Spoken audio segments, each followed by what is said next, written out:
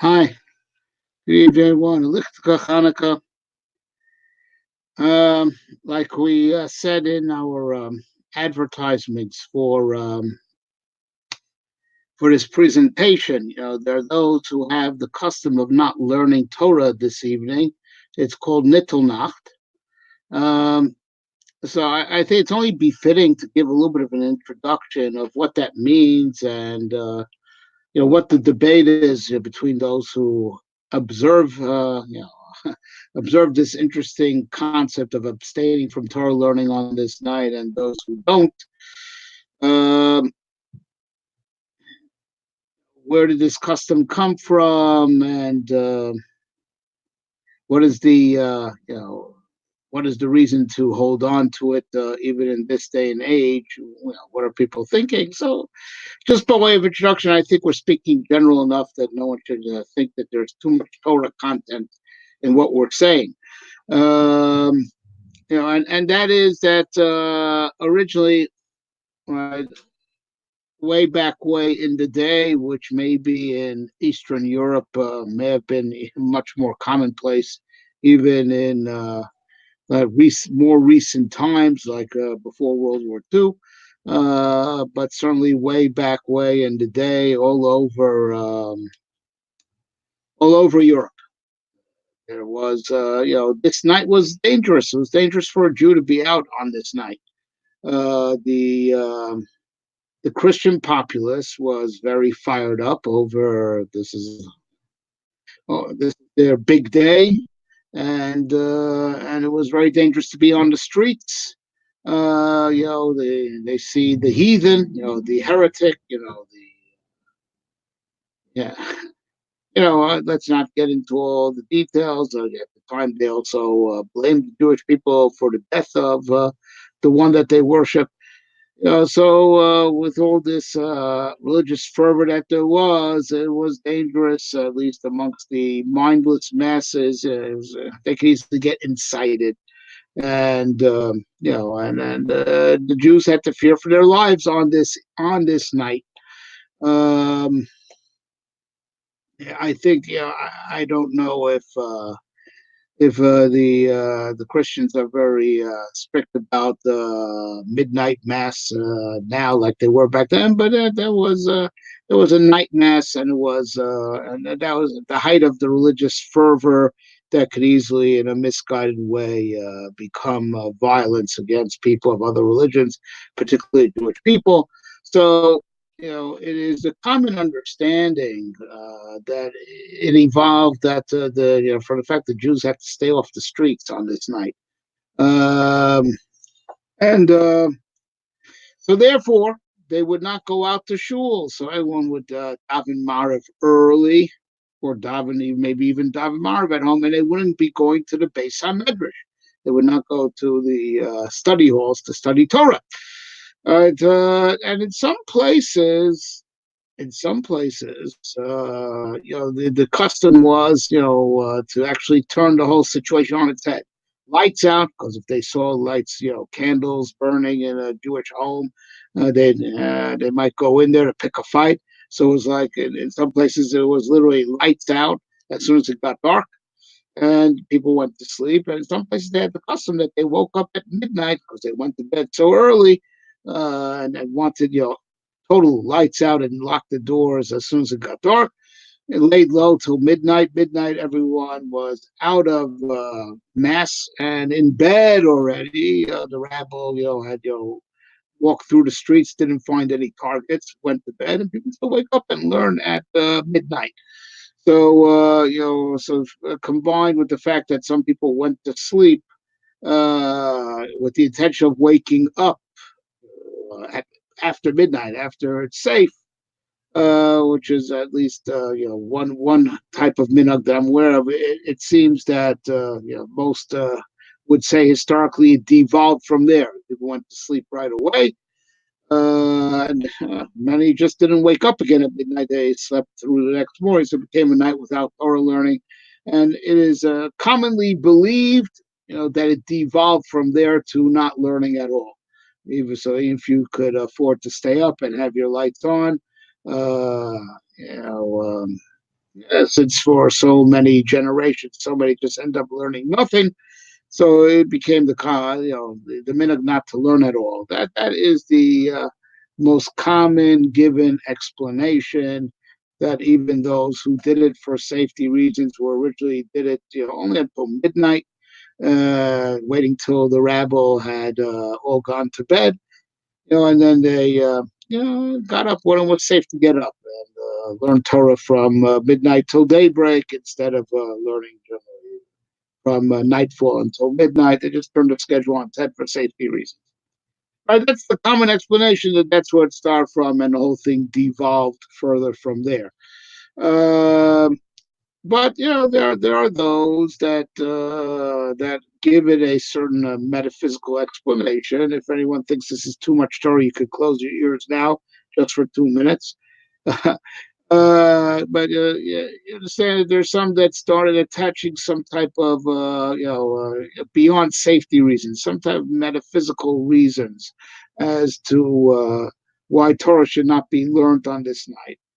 And let's just discuss. We'll jump straight to what they say, and then we'll work backwards and dissect a little bit what elements of the argument, elements that construct the argument, I mean to say, are totally bona fide elements, and where it gets speculative and open to debate. All right, but the position of the Lithuanian yeshiva world and most Jews worldwide is that this minhag arose out of safety concerns and devolved into a concept that people just were not in the habit of learning on this evening. Um, it should be said that there were people. I was told years ago on a night like this when I had a Hasidic chavrusa that himself would not learn on Nittel. He told me that the Ger Rebbe, the Imre Emes, would cut all the toilet paper that he needed for Shabbos for the whole year on this night. Meaning to say like this, well, look, that in the grand balance sheet of the year, he's not going to lose any Torah learning because he could either, spend 10 minutes every Erev Shabbos, every Friday afternoon, cutting Torah for that Shabbos, or he could, just lump together all those 10 minutes of those 52 weeks, and do it all in one night, so people used to think of ideas, clever ideas like that, that, that you look at it from an annual snapshot, stuff I would have had to have done anyway, I got out of the way on this night. So in the big picture, on the annual scale, I didn't lose any Torah. That's cute. And that's an interesting idea. But of course, we know that there are people that are known to play chess and cards and stuff like that. Once when I was a more religious gym goer, there was one particular, I think it was a Saturday night, I think it was, or one night like that where I went to the gym. Like I said, I was never from the, but whatever. And it was full of Hasidic gentlemen, who I'd never seen before. I'd gone to the same men's gym before and after. They were all there that night, a bunch of Hasidim. And it was clear that it was their first, they were not frequent gym goers either. Yeah. And I just put two and two together. I calculated, hey, now the reason why it wasn't obvious, I should point out, is because this was in Israel. All right, where the Xmas is not widely celebrated so visibly there like it is here. So especially I, who lived in Haredi Yerushalayim, right? Yerushalayim, that's a very religious town, and certainly the Haredi circles where I am didn't see no lights or nothing. So it took me a while to put two and two together. That they're all here because they believe it's prohibited to learn tonight. So these guys. I guess they're not good at card games or at chess, so they were at the gym. It's funny to watch how they were, just didn't know how to use the exercise equipment, and they were kind of experimenting with it. Asking each other's opinion. You use it like this, use it like that. Does it really make you strong? It's hilarious. All right, So the idea that that no, even if there's no safety concerns, for physical safety, and even if you can't think of anything else constructive to do, like cut your toilet paper for the whole year, you should still not learn Torah, right? And my understanding from what I've seen in Sforim here and there, and what I've heard from Hasidim, those Hasidic groups that uphold this custom, they say it's because they believe that because there's tremendous impurity in the world on this night, uh, the Torah learning will strengthen the power of impurity. They even spoke and took it even a step further, which I did not see in Svarim. I'd only heard this verbally, that, since the original Christians were also, they were originally, they're originally Jewish and were yeshiva students. Uh, perhaps the Torah that we learned is Torah that they learned, and it'll strengthen them. The way that on the yard site we want to learn the Torah of the person who departed, causes his lips to move in the grave, which shows that it infuses him with life and elevates it. We don't want to give them that elevation.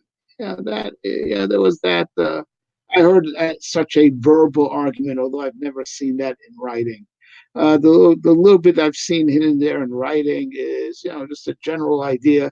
It could increase the forces of impurity in the world. Let me explain, where there, the universal element of the that the argument is constructed based on. So I mean, it's an element that's used, but the question is whether it's the usage of this element is the correct logical extension, or whether it's you know it's speculative, and maybe it's just there are those that would argue that very intelligent people pose these arguments as reverse engineering. The custom arose for however it arose, and now they're reverse engineering to try to find some type of metaphysical reason for it. But let's just say what the argument could be based on. Right? We do have a halacha, right? That you should that lamed the Talmud she'eno hagun kizorek even lemarkulis. Right? Torah is mamash. It's the real thing. Not Coca-Cola is not the real thing. Torah is the real thing. And the Torah is life, right? But still, Chazal tells us, if you teach us, if you teach Torah to a corrupt student, a student that has bad traits, which could include also improper beliefs, indoctrinated, but basically a warped character. Talmud, an unworthy student, it is like throwing a stone at the Markulis. That was a type of ancient pagan idolatry that was actually served by throwing stones at it, which I always understood the metaphor to mean you think that you're throwing stones at him to correct him because you're teaching him Torah. So as it were, every word of Torah should be like throwing a stone at him, in a way that he is being corrected and reprimanded and rebuked. But no, no. Just like this idol, throwing stones at it was no insult. It's the way it was worshipped. So also the Torah that you're throwing at this Talmud She'eno Hagun it's idolatry. It's only going to make things worse. He's going to use that Torah. He's going to use it for his own nefarious purpose. He's going to use it to rationalize what he does. He's going to warp those divrei Torah. That's what he's going to do, right? So there is a concept that you can't put Torah in the wrong hands.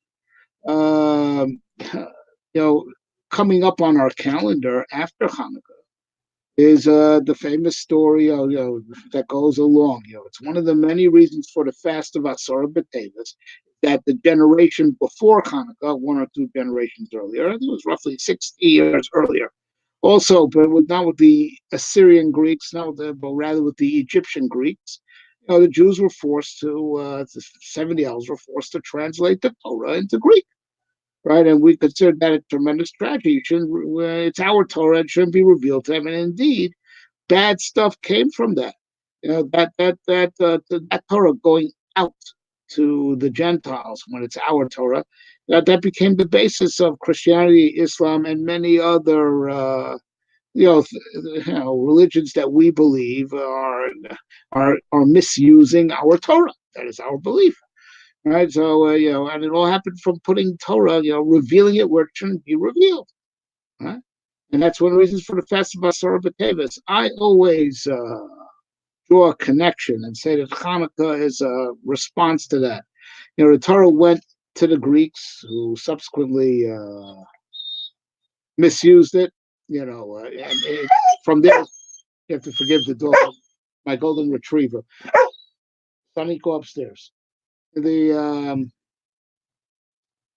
So Chazal tell us, Gemara Megillah, that they had to change 13 things. Excuse me, everybody. Domestic emergency. Can someone please take Sonny out? Please. No, but I think she needs her night walk. So you do your night walk with her.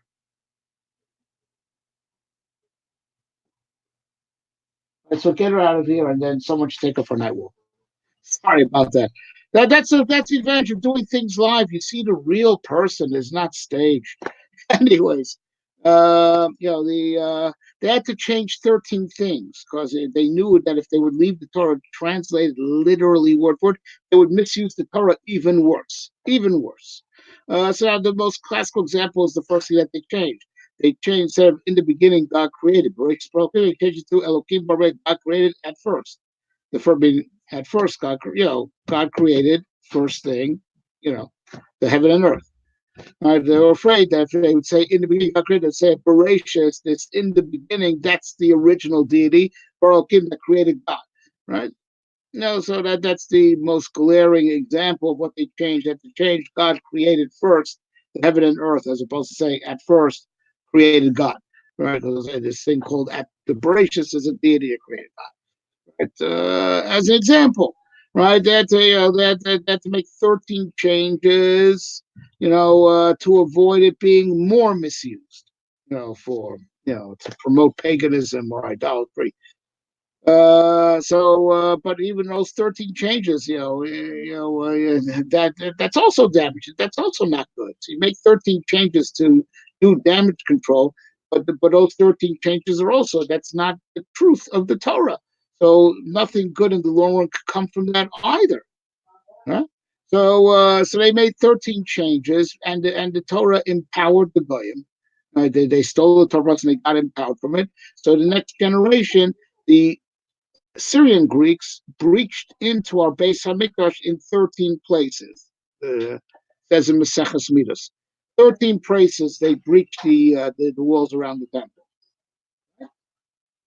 And I say it's the two 13s are parallel. Because the Torah went out, it had to be changed in 13 ways because it went out. That empowered the Goyim to break in. Right? So there's definitely a parallel over there that the Torah going out empowered them. Torah going outward turned out empowered the outsiders to break in, and the 13 breaches in the temple walls are parallel to the 13 changes that the Torah had to undergo. That the sages had to make to do damage control as the Torah is going out. Right, the deep idea, which maybe we'll discuss more on Asar B'Teves. So I don't want to offend anyone who doesn't want to hear any Torah tonight. Right, but you get the basic gist, right? So the concept does exist that you shouldn't put Torah in the wrong hands. Now the Rambam understands that is really the whole prohibition of not teaching Torah to Goyim is very similar to the prohibition. It's of the same nature of not teaching Torah to any unworthy student who's going to misuse it. Right now, it could be because he's warped in mind, it could be because he is a bad character. Since he can't control his desires, he'll just use what the Torah knows to rationalize what he wants to do. Right? That's Tal Sheinu Haga. Right? So the Rambam understands that this is the real problem. In teaching a Goy Torah, we're afraid he'll misuse it. So there's a Shuvas Rambam that not many people are aware of. everyone quotes how the Rambam said that Islam is much closer to Judaism regarding the believing that God is one and indivisible. Their view of the unity of God is they are ma'amine yichud. They're much closer to our belief in God's oneness, right, than Christianity is. Right, so you would think if you could teach Torah to anyone, if it should be a Muslim, because that they are closest to us in their views on the unity of God. But says the Rambam, no. So even though the Rambam said that about them being ma'amine ayichud, they believe in the unity of God in a way that's very similar to us. But nonetheless, as far as teaching Torah, the Rambam's willing to give a heter, a permit, learning Torah with a guy, right, with a Christian, more than a Muslim. And he explains in a Tshuva why. Because a tenet in Islam is that the Torah of Moshe is a corrupt transmission, and Muhammad's got the real stuff. So they don't take the Torah seriously. They view it as a corrupted transmission. Yeah, there's some truth in there, but it was, but Muhammad set the record straight. Christians don't believe that. At least I'm relying on the Rambam when he says that. They believe that the Torah is real. That is, the Torah of Moshe is 100% real. Just what happened was, later the law got abrogated and changed, but it was definitely a clear transmission. Just the law changed. That's all. But it was a clear transmission. So the Torah is the truth, right? Just there's another truth that came afterwards, right? As opposed to the Muslims that say Islam, it's not the truth. It's not. It was a corrupted transmission. The Rambam writes all this. If you have a problem with this, take it up with the Rambam. Right. So therefore, the Rambam says here, what you would think is ironic, you could actually teach Torah to a Christian, says the Rambam, because they believe that the Torah is true. They just have the wrong understanding of it, and maybe you could set them straight. There's no setting a Muslim straight. There's no setting a Muslim straight because he doesn't take the Torah seriously anyway. Right? So it goes by how the student takes it. Right? Now, so now we're not allowed to teach a student that we have to be worried will misuse it. But there is a difference, however, between the Jewish student and the non-Jewish student. So the Rambam says if you find a good, honest Christian that really just wants to know the truth, you could learn Torah with him. Not so with the good, honest Muslim, because if he's a devout Muslim, he doesn't take the Torah seriously, right? But if you don't find, but you don't have to teach it to that truth-seeking Christian. You don't have to teach it to him at all, and you certainly you're prohibited from teaching it to the Muslim, right? But by the Jewish kid that's corrupt, so the Rambam writes, Machziro lemutav. That's right, you can't teach him, right? Because he's going to misuse Torah. But you know what? Since he's Jewish and he's your kin, so you're responsible for him. You have an obligation to teach him Torah, but you can't, right? So make him better. Machziro lemutav. So there's a very big fundamental difference between the Jew that is unfit, to be a student of Torah, and the non-Jew. The non-Jew, if he's corrupt, you have no obligation to set him straight, right? Say, I just can't teach you. And of course, the one that you can teach, you're not obligated to teach him. He's not Jewish. You don't have to teach him. But your fellow Jew who's corrupt, he's in a bad place, that any information that you'll give him, he'll misuse. So the halacha is machzir. You don't walk away. You're right. You don't teach him. You don't walk away either. You work with him and you make him better. Zero lamuta, right? And then you teach them. Machzir lamuta. That's how you remember. So, people that you can't teach Torah to, if they're Jews, you have an obligation to make them be fitting and able to learn Torah, and then you do teach them. All right. So there's this concept. That is what Chazal mean. Lo zacha nas lo samamav. If a person is not virtuous, it becomes, Torah could be poison. So that's so there's an incontrovertible fact that there are some people that teaching them Torah will only make them worse. It's bad for them. It's bad for the Torah. It's bad for Judaism, right? person who's a radical, reformer, reconstructionist, that whatever Torah you might teach him, he might use just to back up, his rebellion against the Torah as it was handed down to us from generation to generation. You might use it as you take it as ammunition or as heresies. But he's a Jew. You have to try to win him over and make him fitting to learn Torah. But the concept exists that Torah could actually be samamavs, could be poison for those who are not worthy to learn it, those who will not handle it properly. And it also goes in levels. When you learn Torah with the worthy, you can only learn the type of Torah that he is worthy for. So Kabbalah, teaching Sisrei Torah, right? Secrets of the Torah, you have to be very careful, only to the initiated. Otherwise, the person who doesn't have neither the purity of character nor the intellectual acumen to process it correctly, he's going to become a heretic. As frequently we see people who delved into Kabbalah before they were ready, it either drove them crazy or it drove them to heresy, most often both, right? And that's something very interesting that, you Hasidim out there who take Nittel very seriously. So, you got to be consistent with the concept, and you should not, there's a lot of concept in Hasidut, right? That should only be taught to those who will take it properly, and not misunderstand it, and I'm not going to get into the details.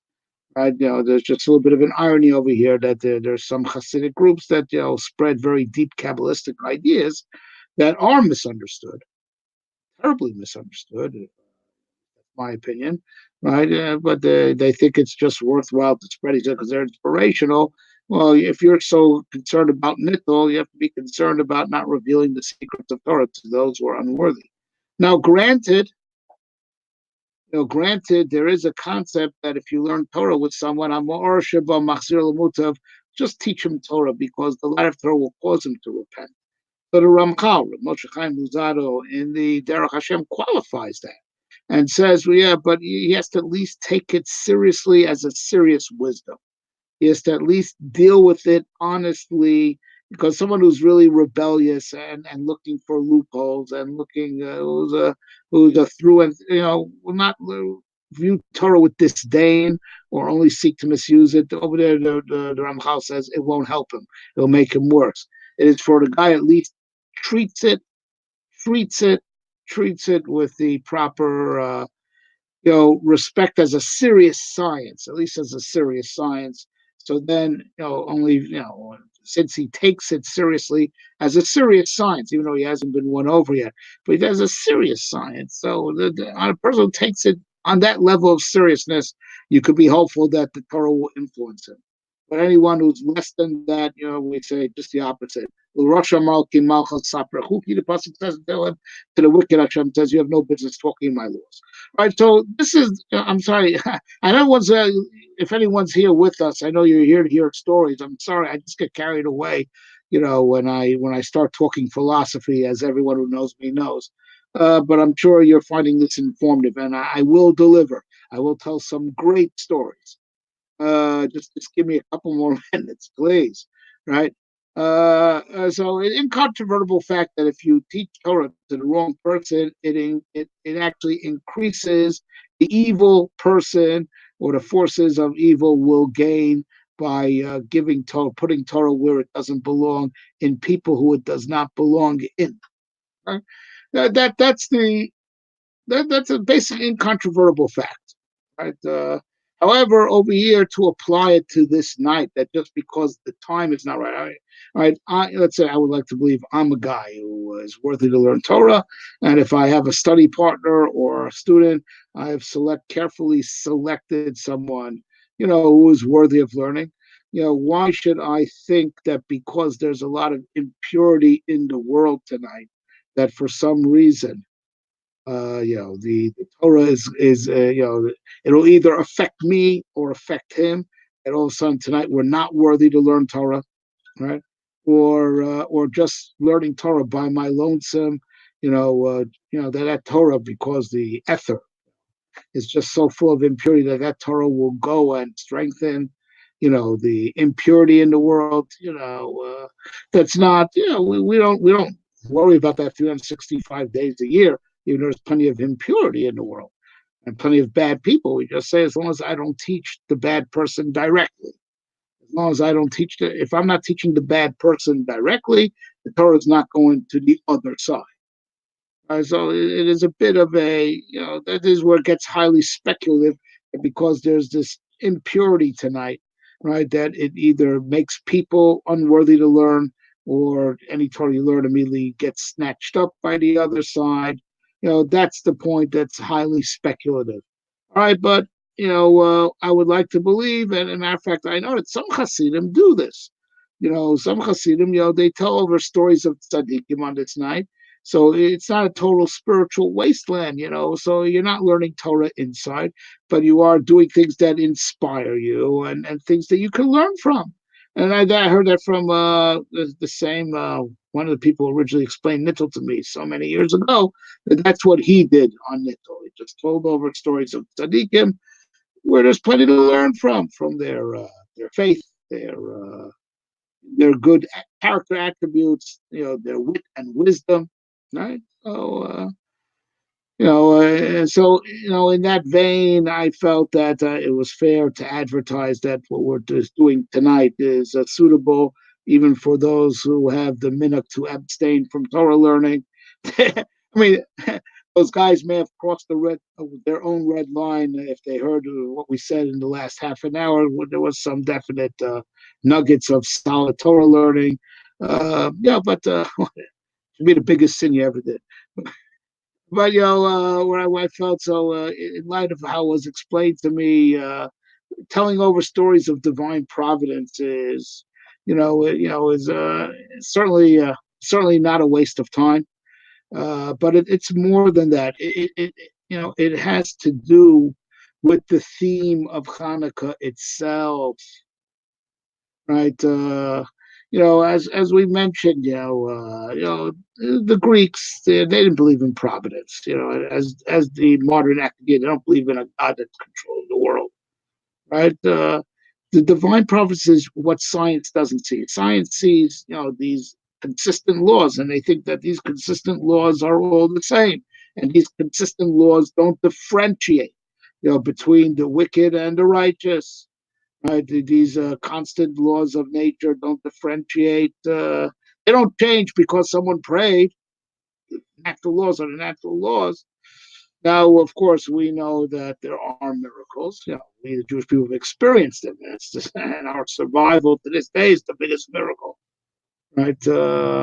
No, the world just saw a big miracle. That was the election of Donald Trump. No, it was not. It was God's miracle, not Putin's. Right?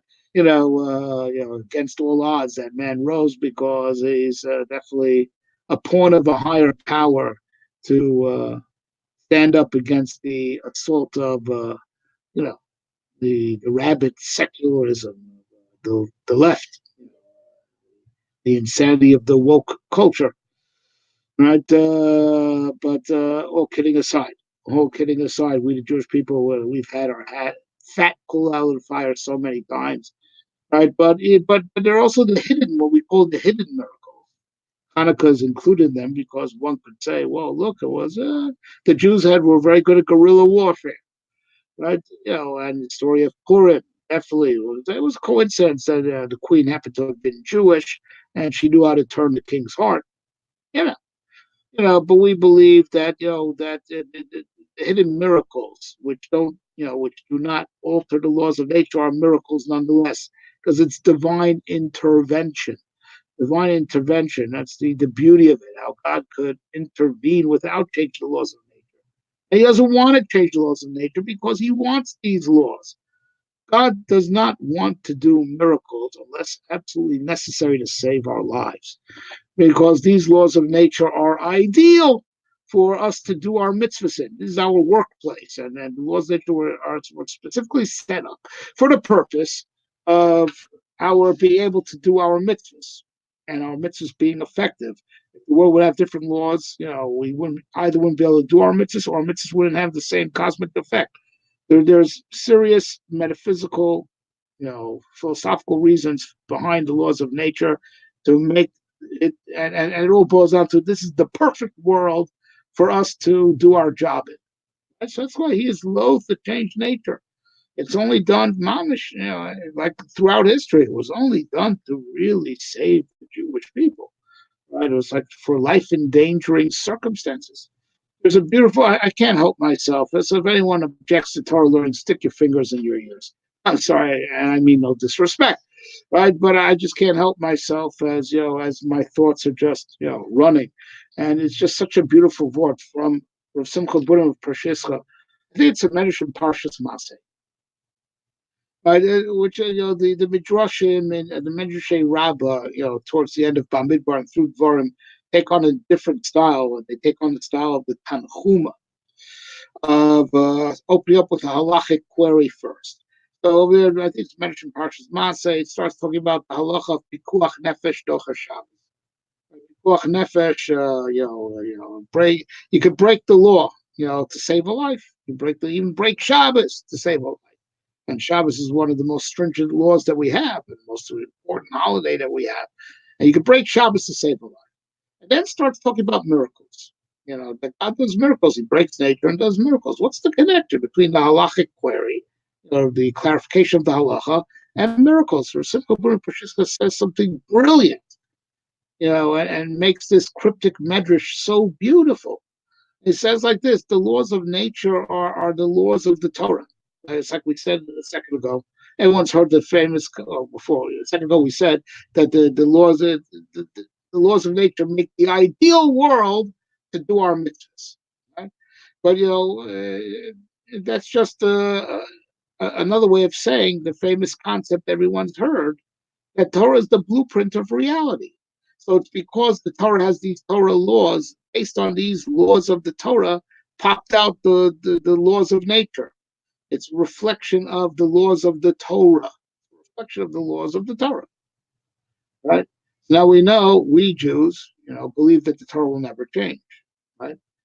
And that's the secret of the strength of the laws of nature, says the right? They don't change. They're not, you see, it seems from our perspective, they'll last forever, like it seems like the Torah will last forever. That's where the strength comes from. So when do you break the laws of nature? So it should be, you should never be allowed to break how, the laws of nature should never change, right? Because they come from the Torah. That's unchanging. Right? But when do we break the laws of the Torah to save a life? And that itself is a law in the Torah. Itself is a law in the Torah. The Torah law says, pikuach nefesh docha kol Torah. When life is at stake, you violate the whole law of Torah except for three cardinal sins, as is well known, right? Three cardinal sins, or b'makom chil Hashem. Yeah, that's it, right? So he says, bro, that's where miracles come from.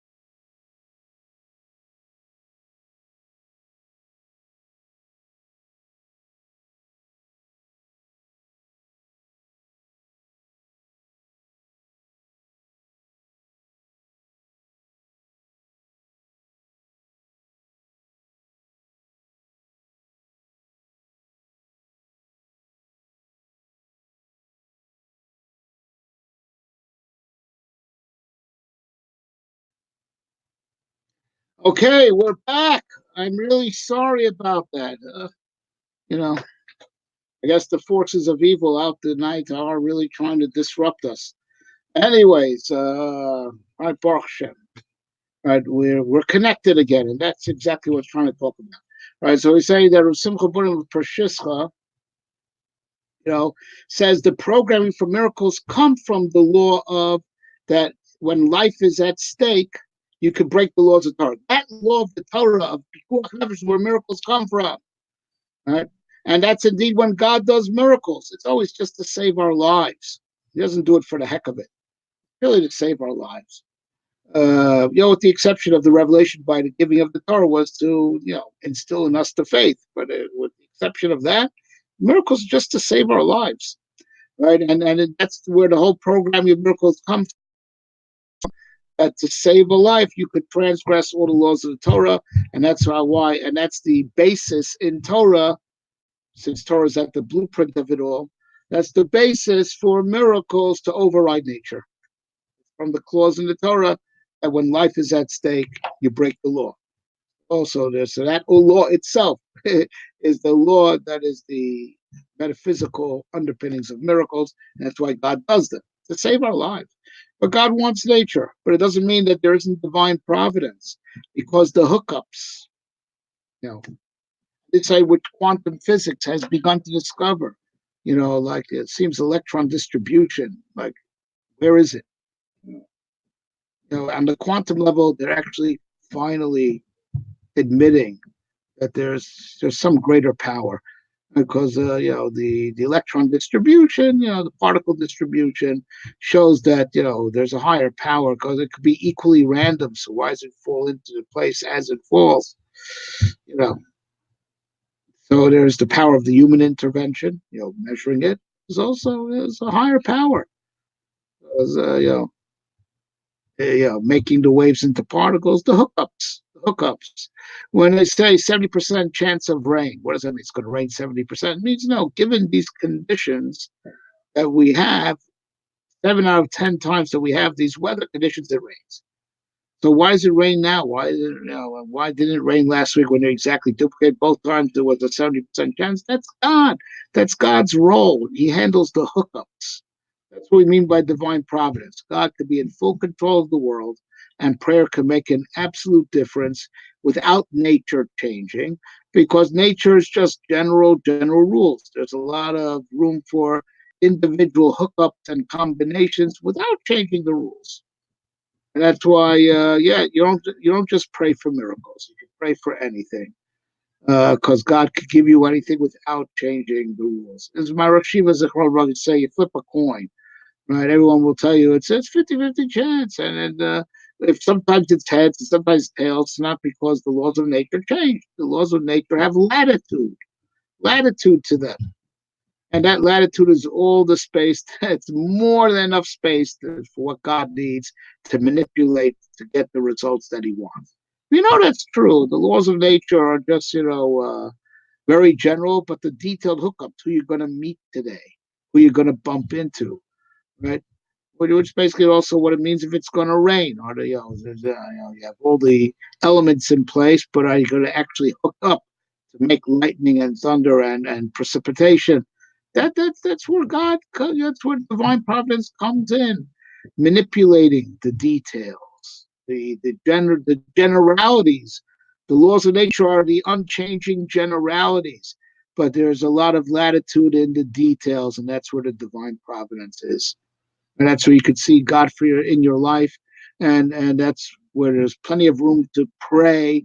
If you're, even though you're not asking for a miracle, right? You're not asking for a miracle, right? You should still pray because that's exactly what God wants, and you just need the hookups. That's all you need is the hookups. Who you're going to meet, you know, why you wound up in a certain place at a certain time. And that's what that's what the Greeks don't believe in. The Hellenists did not believe in providence, and therefore, since they don't believe in providence, they certainly don't believe in miracles. There's no point to pray, and there's no point to, as it were, cling to God. He's uninvolved. He's uninvolved. So you should seek your own human perfection, right? But God Himself is uninvolved, and prayer won't make a difference. Pray if it does something for you, but it's not going to make a difference in either becoming wealthy or healthy or finding your soulmate. And we say no, that these the hookups is that's divine providence. Matter of fact, to be even more detailed, our saints teach that's exactly what God is just busy with ever since He created the world. He created the world. He created the laws of nature, but He's busy with the hookups. He's matchmaking. That's what He's been doing since He created the world, matchmaking. Of course, the greatest stories of Providence, by me included, is finding my soulmate, my wife. Crazy story, and I'm going to share it with you. But the moral says, the man finding his woman and the woman finding her man, right?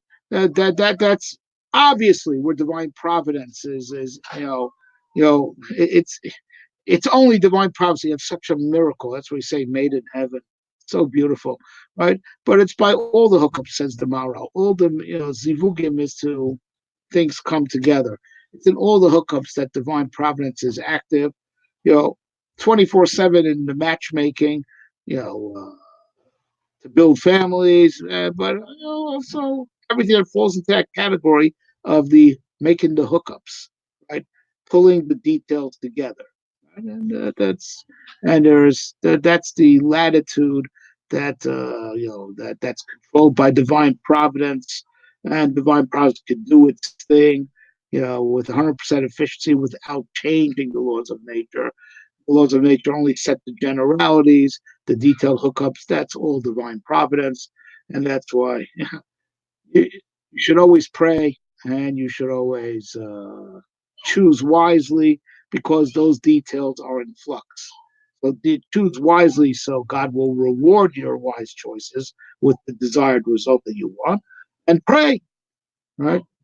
And these are called this is what we call hidden miracles. We call it miraculous because it's divine, but it's not. We don't mean miraculous in the sense that it breaks the laws of nature. Nature leaves plenty of latitude for the hidden, i.e., the hidden hand of God. So we call it hidden miracles. But it's the hand of God that makes the detailed interactions. So that's why I thought it's very befitting on Hanukkah to share stories of divine providence, right? Because that's exactly our statement. Our statement to the secular world. It was our statement back then, and our statement right now. If God set up the laws of nature, first of all, He could change them if He wants. Right? He can do miracles if He wants or if necessary. But even with all those laws of nature, which He doesn't want to change because He wants us to work with those laws, He is still King and in full control. Because you know the divine is in the details. The divine is in the details. The divine prophecy in the details. The opposite of what they say. The divine is in the details. The individual hookups. And there's so much that happens in the individual hookups that are real world changers. Like like Donald Trump becoming a Republican, he didn't used to be, and then becoming president. All right, but let's talk. Let me share with you some of my personal experiences, of how, God just, engineered, pulling the pieces together, pulling events together. And that's why also I purposely chose the picture to advertise this presentation is me by the grave of Murray Varabi, my Rebbe of Moshe Shapira, whose Yortzeit is coming up on the 10th of Tevis, and we'll have very special presentations at that time in his honor and memory. So I'm just going to limit the stories I'm going to share with you, to those particular things that have to center around my Rebbe, and that's where I had the greatest divine providence I've ever seen. In my whole life, I've seen much. So I'll just start. I'm going to start in the mid. I've been introduced to my Rebbe already, and the you know, very late '80s or 1990. And I went to Israel after being introduced with him to him after a summer. He was in Flatbush for a few days. And then I borrowed money, went to see him in Israel for Sukkot, and he forcibly sent me back to Ner Yisrael. He didn't want to accept me as a student, unmarried. But then he came to, and we were in correspondence, and I got guidance from him long distance through, telecommunications, fax. Email didn't exist back then. Dating myself, but faxes, post, phone calls. I have so many stories to share, but not right now. About my connection with him my long distance connection with him during those years. In a certain way, we were closest then than ever. In a certain way. Anyways, after 2 years, he came back to America, for a wedding, just to visit, and he invited me to come learn with him. He said, "I see you're not finding your wife in America. It's been 2 years. Sent you back to get married and then come learn by me. So your soulmate must be in Israel.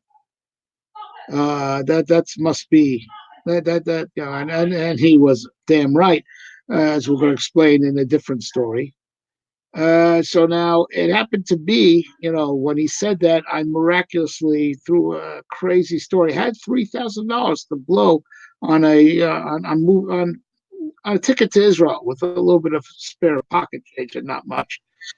So there's a whole crazy story. I had those $3,000, which takes too long to tell. Also, a story of divine providence. Everything around my relation with my Rebbe Moshe Shapiro is all stories of tremendous divine providence. Anyways, I'm not going to tell that story of how I had those $3,000 because I have juicier stories to tell, and we've been here already, I see, for 53 minutes. So, but so everyone thought it was crazy. It was crazy for me to move to Israel as a single young man. And I was supposed to find a job there as a rebbe. Why was even though I was already older and quite adept at learning, I wasn't married. It wouldn't take me as a rebbe, as a makir, but how would I support myself? How would I find a match there? I wasn't from Israel. I had very little, very little. It was very distant to relatives in Israel. Who would how would I get settled? How would I support myself? How would I find my wife? My soulmate. How am I going to get set up over there? And just about everyone thought it was crazy. I was determined because I felt it was the right thing to learn Torah from this man, and that's what we came to Earth for—to learn Torah and do mitzvahs. Um, so I against all odds and all, everyone else were a bunch of naysayers, except my own Rosh Hashiva, Yaakov Weinberg, my other spiritual father. He, of course, being a man of pure Torah, said, "Do it. If it's the right thing, Hashem, it will work out, I'm telling you." And he wrote me a lavish letter of recommendation that said the nicest things anyone's ever said about me and about my intellectual abilities. I was punished by God in the sense that I was haughty. It made me feel proud of myself. And I showed that letter to some of my friends. God punished me for that haughtiness. Haughtiness is, bad. Gaiva, right? I lost that letter even before I got on the plane. Just disappeared. I have no idea. Even then, I had no idea where the letter might be. Right? Right? So I arrived. You have to forgive the golden retriever. Anyway, so I arrived in Israel totally, anonymous, right? Just thank God I had a sister who was, married to, my brother-in-law. She still is, right? But they were learning in Kollel at the time. I was able to crash out at their house in Beitar, and I was commuting regularly to Yerushalayim, looking for you know,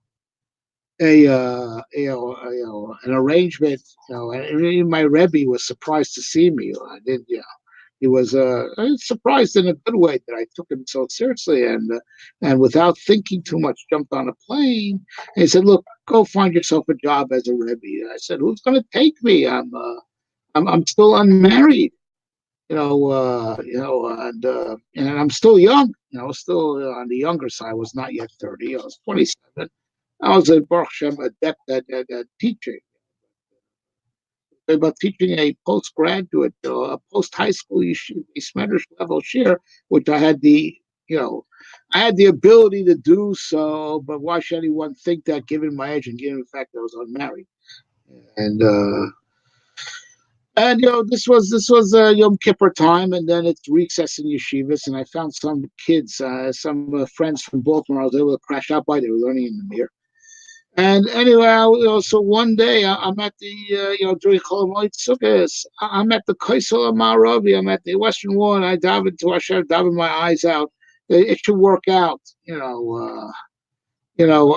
arrived, right before Yom Kippur, so my Rebbe also, I did not yet have the privilege of learning from him because it was Bein Hazmanim, it was the recess, between Elul and and the new Zman that starts on Rosh Chodesh Cheshvan. As I look, Rebbe Shalom, I'm here for a couple of weeks already. I have no approach. I'm just, bumming a night's lodging here, a night's lodging there. Like I had a little bit of $3,000 left, and I was able to pay people here and there to let me crash at their apartment, chip in for the expenses, pay the electric bill, you know. so, so I'm at the Kaisel, and a guy, Yoshua Sauer, who now lives in Austin, Texas, recognized me. We had been in camp together, and he had been working at Aish Torah. And, and he said, listen, I work at Aish, and maybe I could get you a job there. And I said, please do what you can, And he set up an interview. Now, listen, Aish Torah, like any yeshiva in Israel, gets like 100 applicants a day. Because sadly, there's a lot of people. There's far more people that want to teach that are able to teach. You have to forgive me for a second. And that's the advantage of the live. I just have to take care. Move the dog to another room. Excuse me, please. Hello? Hello? Someone's got to take care of the dog. Someone has to take care of the dog. Who's here?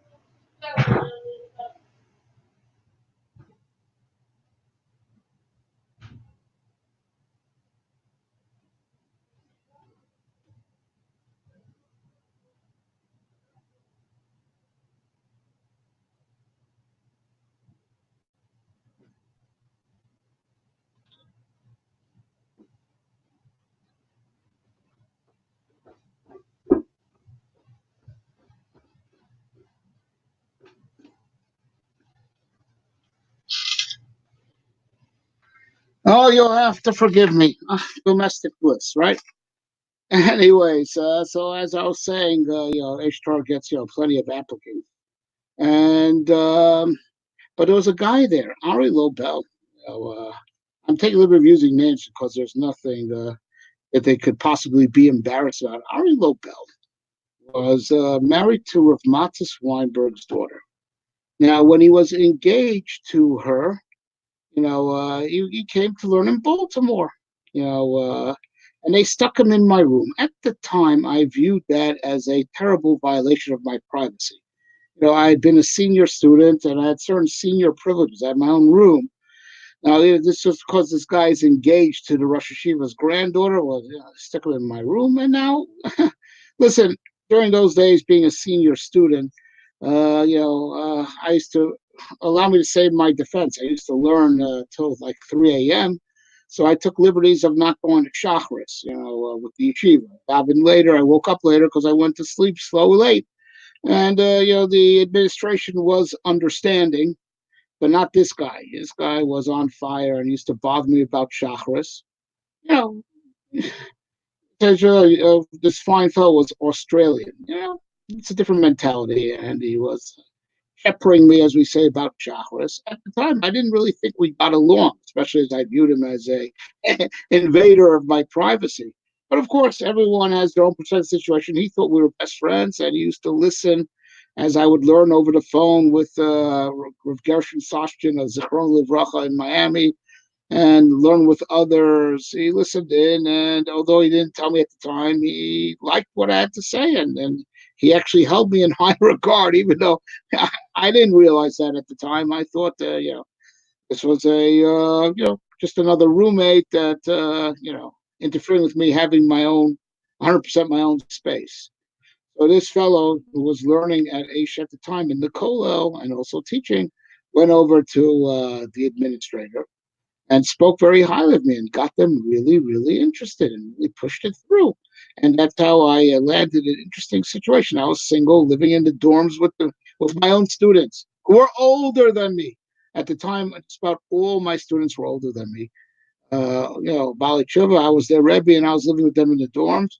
But I had an unbelievable situation. I had a place to stay. I made a few bucks, not a lot, not a lot, especially. They definitely deducted for the fact that I was in the dorms and eating in the dining room. But I was able to have the wonderful experience of having the Talmidim at to prepare a shir for. And every Friday I learned by my Rebbe, right? So they look at an amazing thing that I had lost a letter of recommendation. Everyone thought, it's a common misconception. I got the job at Aish because I had that great letter of recommendation from my Rosh Yeshiva, who was the brother of the Rosh Yeshiva of Aish Torah. Jacob Weinberg is the brother of Noah. It's totally not true. I lost that letter of recommendation. I came there totally anonymous, right? And I never met with Noah Weinberg until I'd already been there for a few months. Right, he was in America at the time when I was hired. It had nothing to do with that. I had to do that 2 years earlier, when I viewed it as an intrusion on my privacy, right? And I viewed it that this guy is, bothering me about my cramping my style, right? God, in His infinite wisdom, Magin Mereshis Achris, 2 years earlier, planted this guy in my room. That 2 years later, down the line, right, he would be there to help me secure my position at Aish, which enabled me to learn by my Rebbe. All right. But it doesn't stop then. We say that what God does, since the beginning of time, is to pull souls together, and it's not clear to me, or let I say this, I came to Israel to learn by my Rebbe, but God stacked up all the pieces in one direction. That my Rebbe was where my wife, my zivuk is, right? So I had been at Aish for a few months. And it's interesting, like why Isha Torah of all places, right? It's look at the amazing master plan as I'm about to describe. I'm I am got a fax from a friend of mine, Gideon Friedman, fine fellow who subsequently we did a lot of great things together, but we were close even before this event, and afterwards I got him a job at Aish and he came to Israel. And we did great things together. But going back to the story, the story in question, amazing thing. He sent me a fax that Neri Stroll, Baltimore, he was working in the office at the time. They're sending some of their donors are coming to Israel, for a spiritual journey, and they want to make sure that these donors are well, seen after. I do believe that they're planning on renting in the old city where Asia is, to have the full maximum experience, spiritual, Jerusalem experience, right, in the old city near the Kol Maravi. So, they wanted their donors taken care of. People should learn with them. Asia Torah people should learn with them. And see their needs, but not steal them. Right, they should remain Neri Stroll donors. No, that part, so certainly not in my hands. I can't even tell you what happened.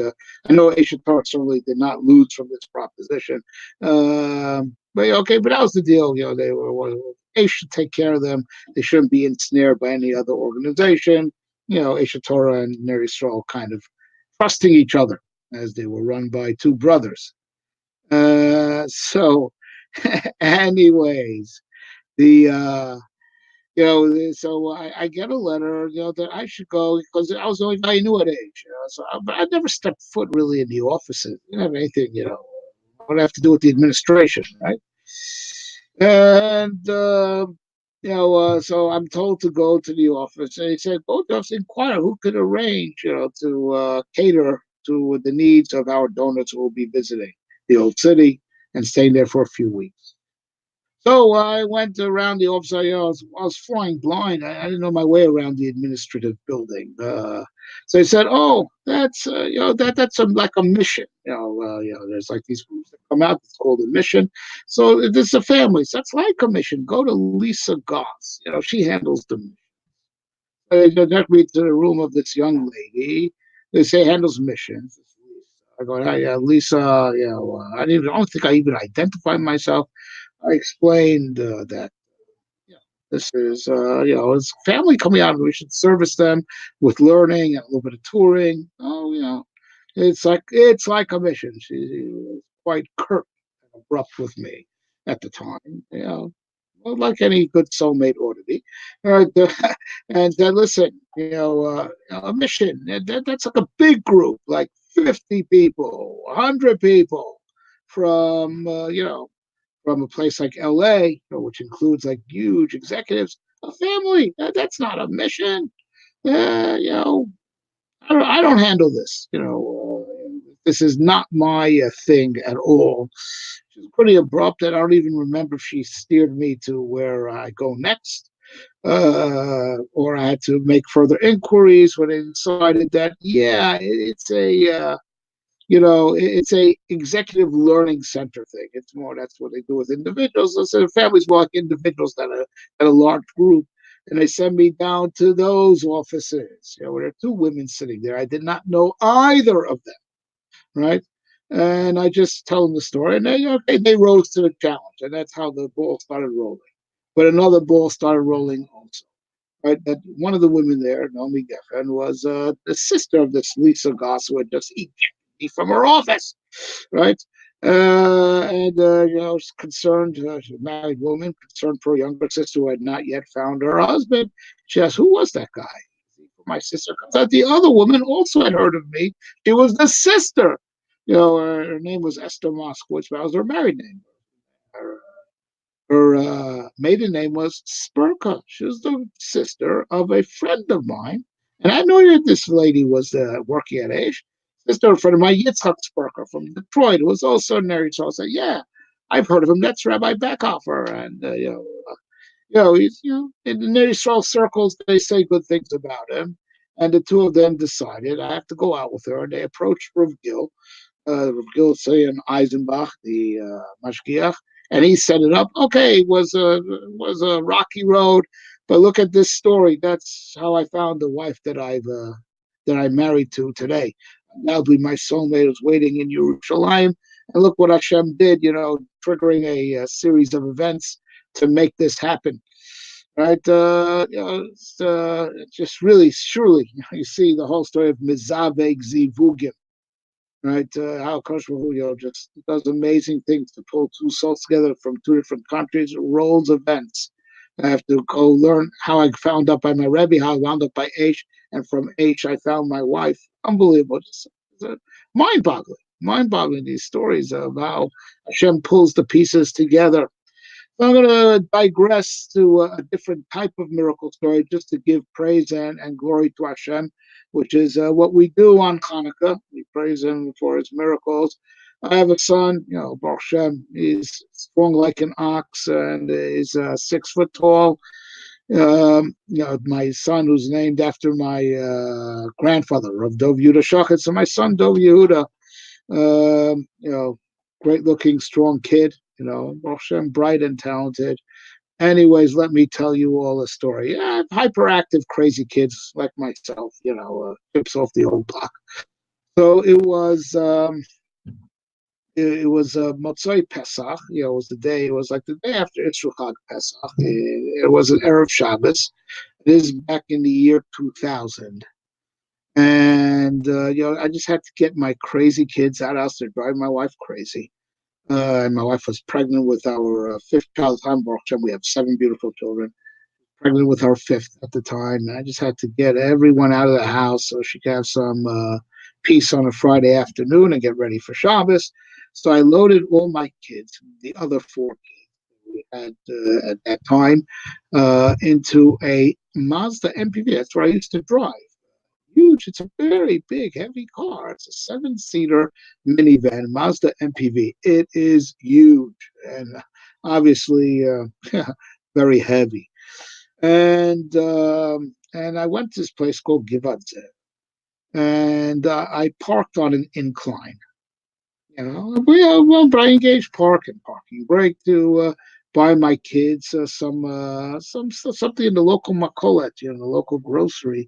We had gone to Givat Zev because there was a petting zoo there, and so now we had four kids. The oldest was five. Like a typical Haredi family, just had one kid 1 year after another. We had four kids at the time when he was born. The oldest was four. So now he was five and a half, going on six. So, so the oldest, five and a half, is a younger brother, Yossi, 4 years old, like a year and a half younger. Adina was not yet even three, like 2 years old, almost three, not even. And beneath, about three, right? Roughly three. And my Dov Yehuda was only a year and a few months. He had just started walking. I just took them all out of the house, and I bought some more water at this makot. I'm putting them in the van, and my oldest hyperactive child, now a great kid, Menachem, the boy kid, who learns now in Kailo and Mir in Yerushalayim. In fact, I've been a Tifrach boy. So at the time, he was a super hyperactive 5.5-year-old, not even six yet, jumped into the driver's seat. I said, I'm outside, drove, loaded him in the car, he jumped forward, right? So he pulled on the gear shaft and put the car into neutral. And the handbrake could not hold the weight of the car, even though the handbrake was engaged, the parking brake was on a steep incline. It's a heavy, heavy, heavy vehicle. And the kids were all mostly in the car, with the exception of the youngest, the baby, who put in last. So you had three kids in the car. The car started rolling downhill, and the baby, could barely stand and walk, fell under the car, and I saw the rear right wheel go over his tiny body, and I almost, out of sheer, God Himself just kept me awake, and I was sure that he was, it was a Mazda MPV on a body of a year and a half old. But it was a double tragedy, a double tragedy in the making. The rest of the kids are on a runaway car down the hill. I'm telling you, out of nowhere came an Arab, a guy who looked like an Arab, very dark skinned. He was bald, very dark skinned. Stopped the car with his bare hands. I saw the whole thing. Right? He stopped the car with his bare hands. It was rolling down the hill. Man, he should have been himself, right? Stopped the car with his bare hands, Superman, right? And my oldest, realized what he had done. He pulled the gear shift up again, back to park, right?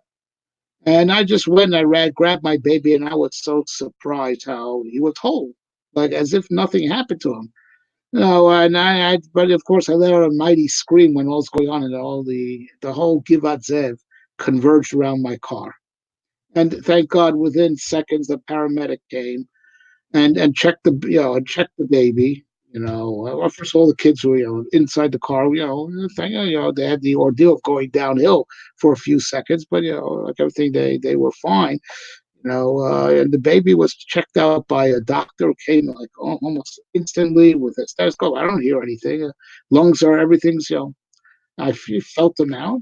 Look, but you got to check it out in the hospital anyway. I'm saying, I'm telling you, that wheel went over that body, and they didn't believe me. It was whole, and from the breathing, no obstruction of breathing. They thought like the ribs would have cracked. You know, and even with all the panic and anger, and I slapped one of my kids. Even the parent might tell me it's the wrong thing to do.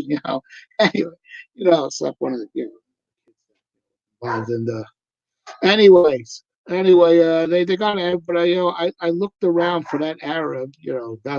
He was nowhere to be found. He had vanished into thin air. I asked some people, "Did you see that guy? I want to thank him." No one knew what I was talking about. He had come out of nowhere, stopped the car with his bare hands, and right. And I was in the hospital afterwards with my I ended up being there for 5 days. Initially the doctors didn't believe me. They felt him out. They couldn't see anything wrong with him. They, there were two telltale signs that I was telling the truth. They found some blood in the urine. He was wearing a diaper, and they saw some blood. They saw some blood, so it's like a little bit of internal bleeding. So that gave some credibility to my story. When they really believed me, they saw the tire treads on his back, the pattern of the tire treads. And I'm telling you, these bunch of secular doctors, right, who didn't believe in anything, said there is a God, right? God sent angels. God sent angels. And I told him the story about the God stopped the car. Says that just confirms it. God sent angels from heaven. These hidden miracles. You didn't see an angel with wings and a halo, right? Not that they look like that either, really. But you know, you know, angels from heaven came and just saved my family and saved this kid. That he wasn't crushed under the car. And like I said, this was Erev Shabbos. I had to stay in Shabbos, in the hospital over Shabbos with the kid, and a couple of days afterwards, also as he was under observation. And but over Shabbos, I met a Hasidic guy that I donate to the kollel. His kollel, kollel Karlin. I donate to that kollel until this day because of this miracle. And it occurred to me, I the donation that I give is in the memory of my grandfather, who this kid is named after. And it just occurred to me, maybe it's in the merit of the tzedakah that I give, and for the namesake of this child. This child's named after that. You know, he was so miraculously saved. And I told this cousin the whole story.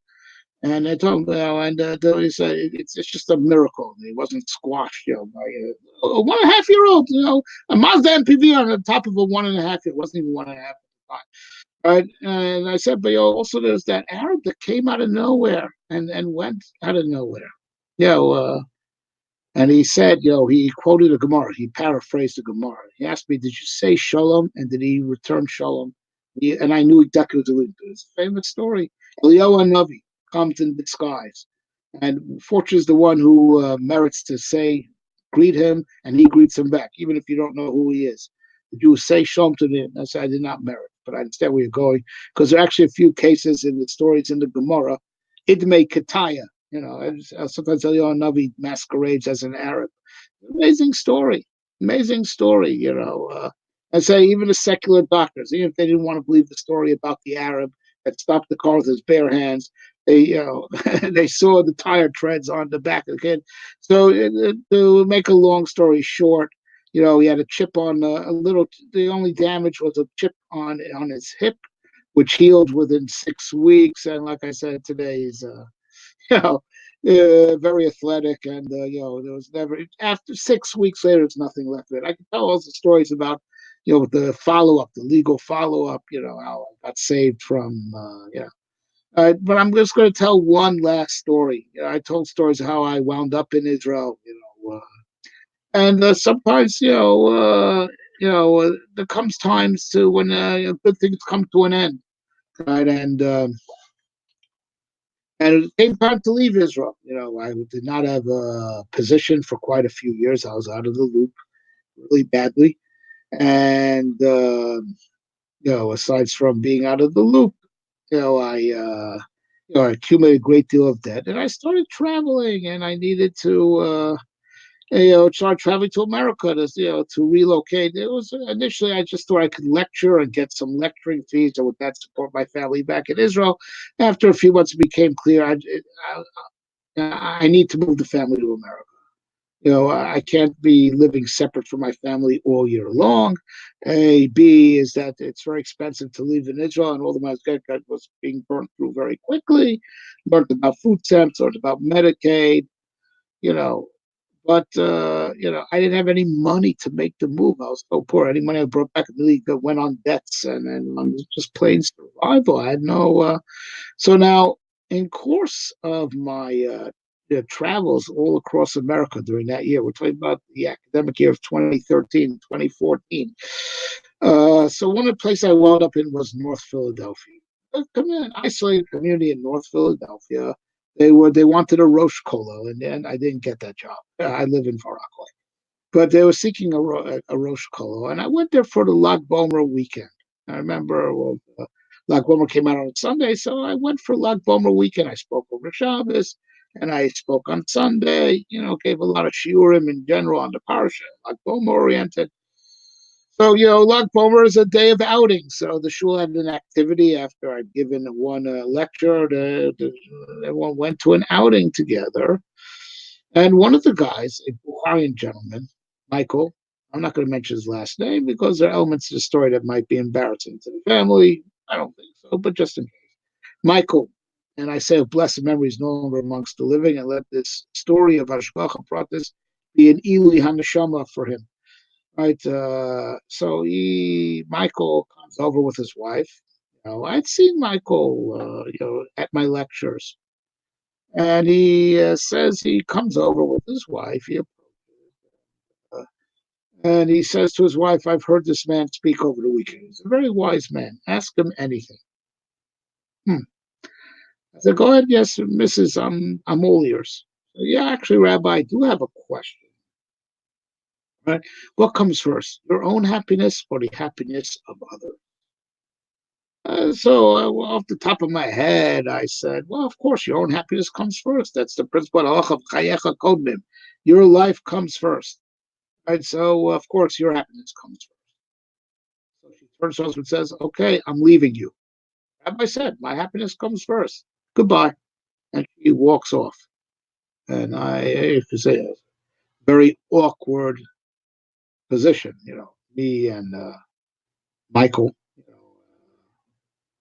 And I look at him in a humiliated silence, and he looks at me. And when I regained my composure, I said, "Look, I don't even know if I knew his name at the time." I said, "Look, sir, I don't know. I didn't know if she was going. I would have said, your husband is you, Ishto Kagufo. You are your family. Your family is you. Your husband and your family is your happiness. I meant your happiness comes before a stranger's happiness. Of course, a person, spouse is one, person, a family is one." And I really felt terrible. He was calming me down and said, "No, Rabbi, obviously there's problems in the marriage. And he was actually calming me down and making me feel better, but even though clearly it's not what he was. He did want to stay with her, but still, he was calming me down. He was being level-headed about the situation. He certainly wasn't blaming me. And we spoke for the rest of the afternoon. We just bonded. And I listened to his, and we stayed in touch. We stayed in touch, email, phone. And then I was determined to move my family to America, and it's August already, right before the new school year, when it's time to move. We had actually found a tenant for our house in Israel. At the time, we didn't. We thought we had a place to live here, which we didn't. And that's another miracle story, but I'm not going to tell it tonight. Another miracle story. We arrived in America homeless. Yeah, so but I'm not telling that story now. That's I have to leave site so you come back again.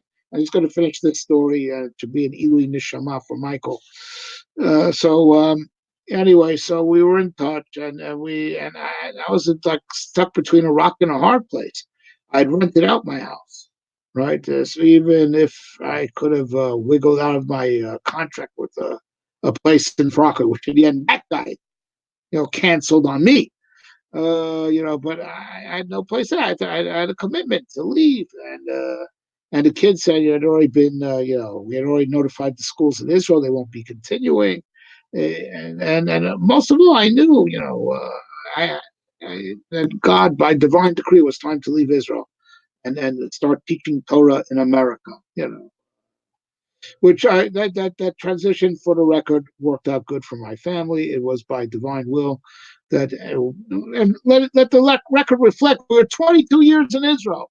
We held out for 22 years. All right, and most people don't last that long. So 22 years, raised a family there. Our two oldest lived there. Anyway,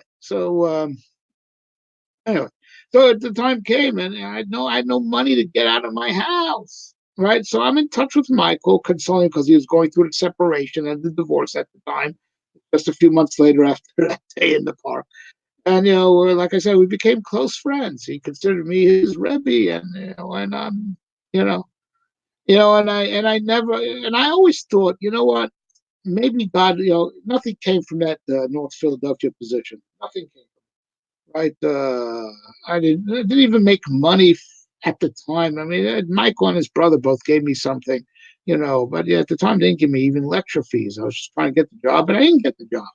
I never understood why God sent me there. Why did God send me there?